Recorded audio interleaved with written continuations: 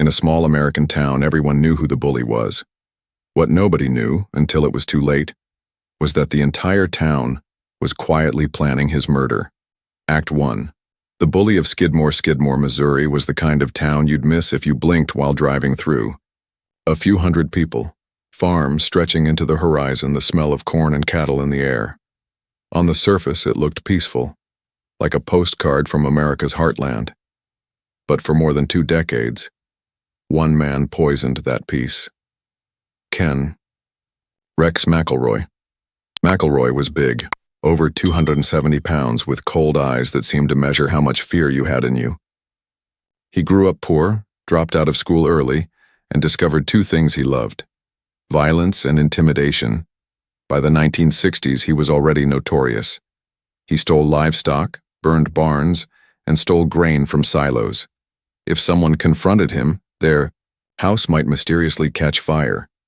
Witnesses who dared testify found themselves shot at or beaten. People whispered his name in Skidmore like it was a curse. And somehow, he always got away with it. McElroy had a slick lawyer who exploited legal loopholes. He used fear like a weapon, showing up at people's homes with rifles, parking outside their houses for hours just to send a message. Everyone knew the sheriff couldn't protect them. Not really.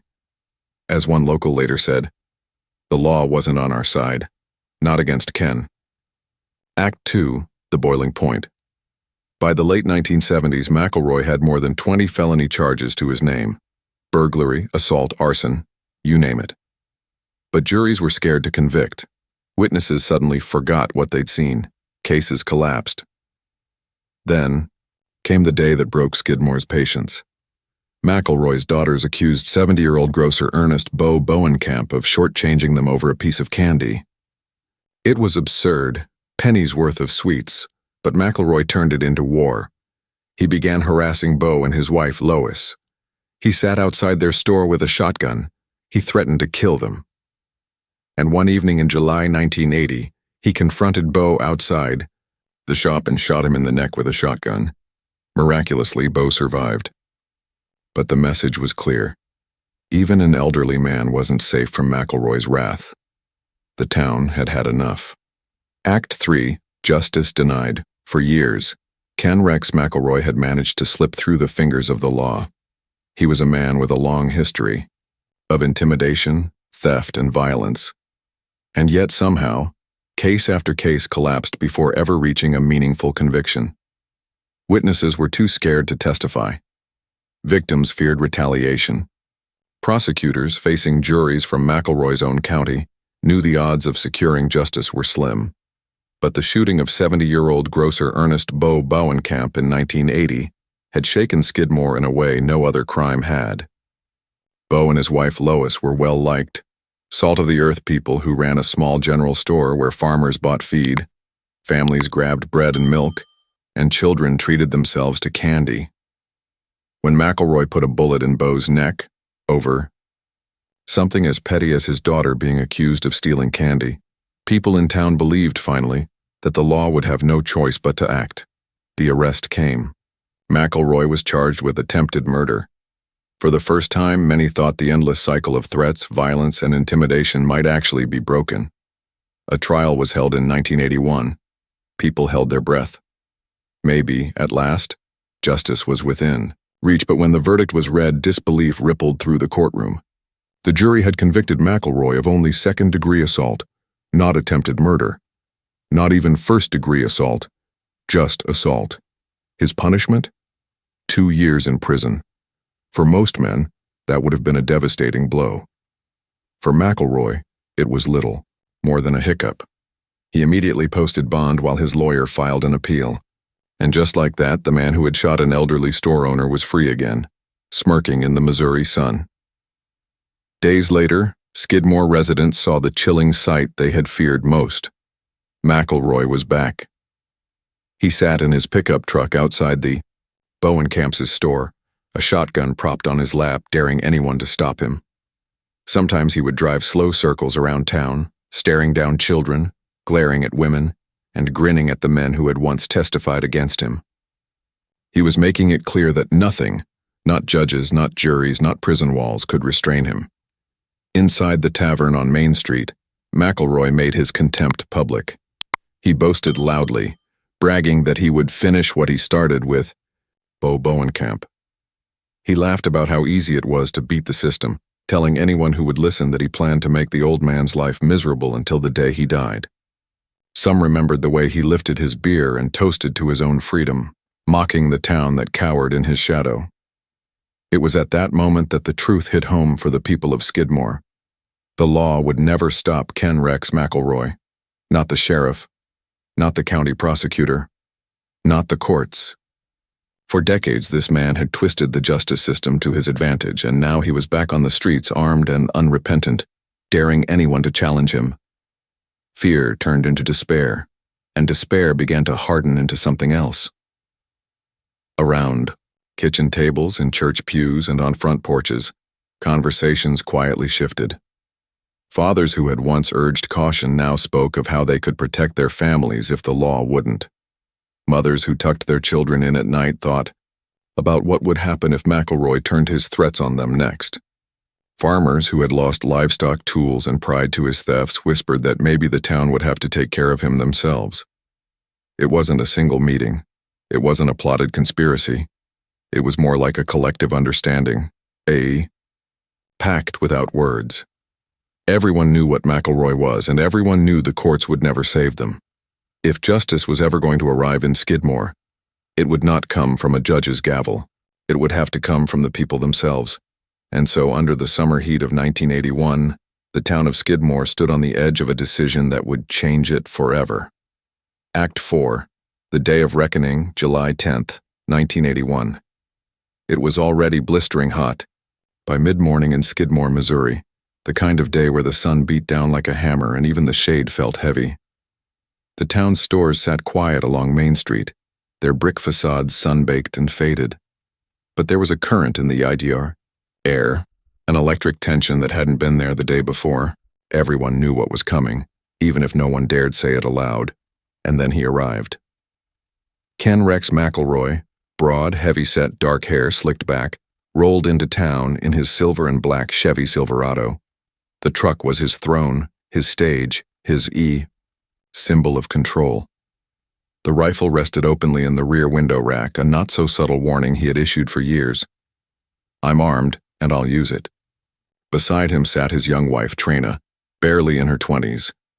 Her face carried a mixture of fear and resignation. She had seen too much already. McElroy pulled up in front of D&G Tavern, the local watering hole. It wasn't unusual. He often spent hours there, drinking and watching, smirking at those who didn't dare cross his path. But this time was different. Because this time, the town had finally had enough. Inside the American Legion Hall, just down the street, dozens of townspeople had gathered. Farmers with sun-scorched skin and calloused hands. Mothers whose children had been harassed or threatened. Shopkeepers forced to live under McElroy's extortion. They had tried everything. Sheriffs, judges, attorneys. Each time the law seemed to bend in McElroy's favor.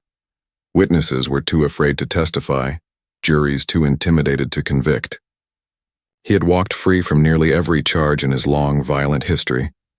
Now the people of Skidmore sat in that hall, voices low, words heavy. Some wanted to talk about restraining orders or another meeting with authorities. But the mood was different.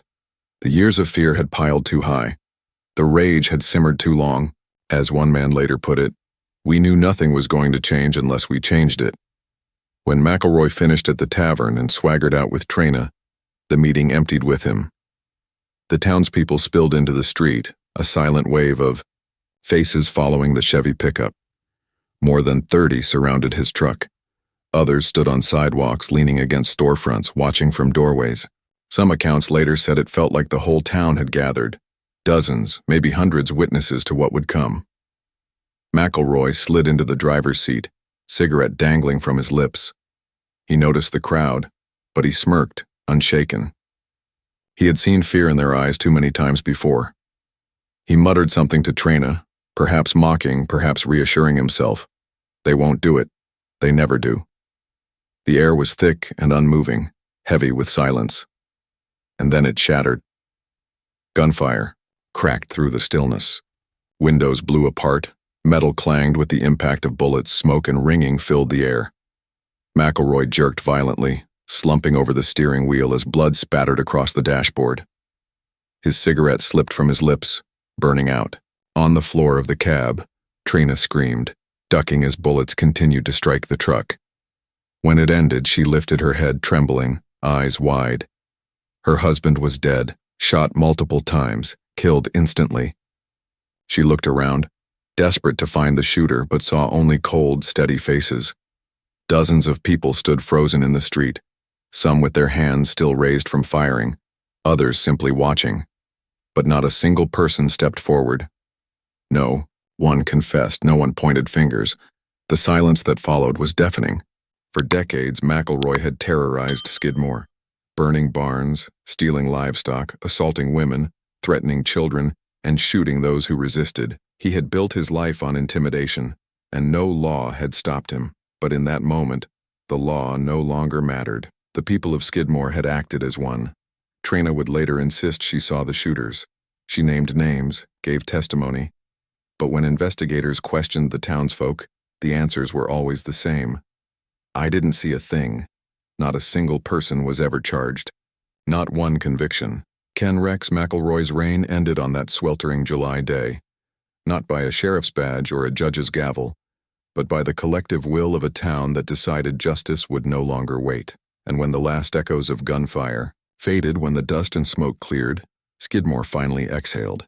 Their nightmare was over. Act 5. Silence and Freedom. The sheriff arrived later, stunned to find the most feared man in Missouri lying dead in his truck. Investigators asked the townspeople who had pulled the trigger.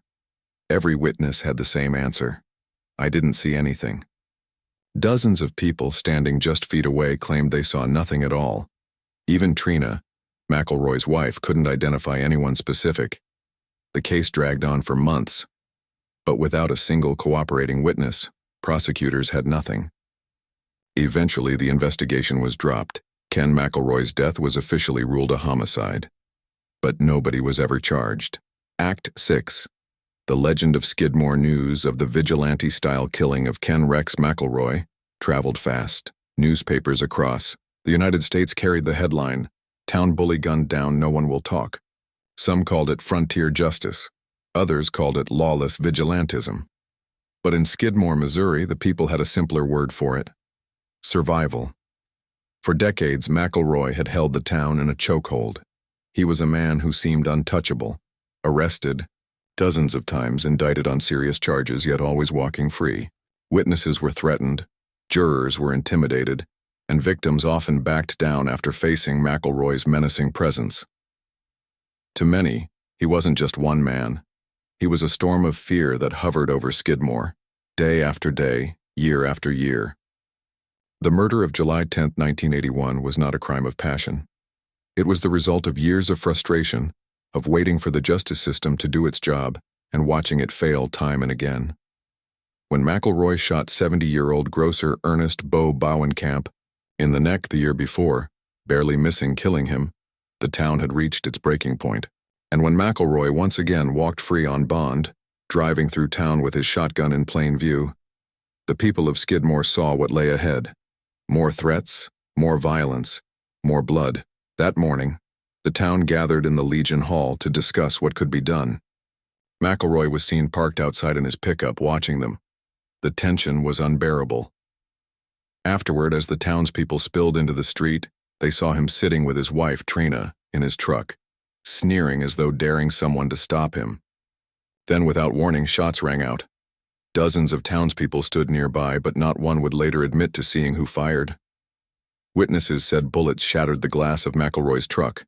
His wife screamed as McElroy slumped forward against the steering wheel. The man who had terrorized them for decades finally brought down.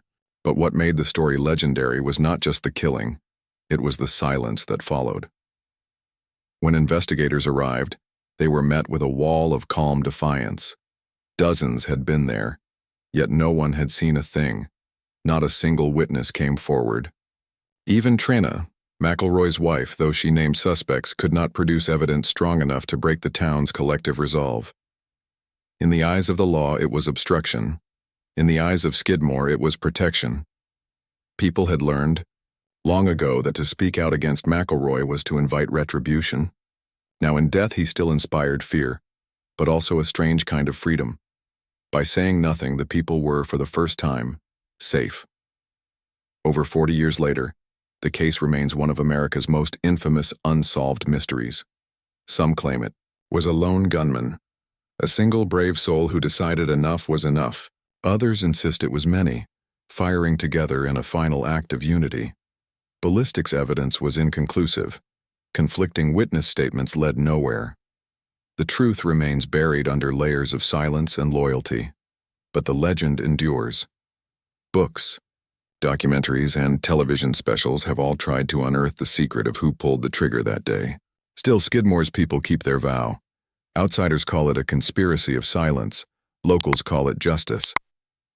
What is certain is this: Ken Rex McElroy, the bully of Skidmore, finally faced the only punishment he could not escape. Not the courts, not parole, not intimidation. It was the justice of an entire town, delivered on a hot July day and kept hidden in the hearts of those who were there. To this day, Skidmore stands as a town haunted by its past, yet bound by its secret. McElroy's death was not just the end of a man, it was the end of an era of fear. And though the truth may never surface, one thing is undeniable. In Skidmore, Missouri, silence itself became the final act of revenge.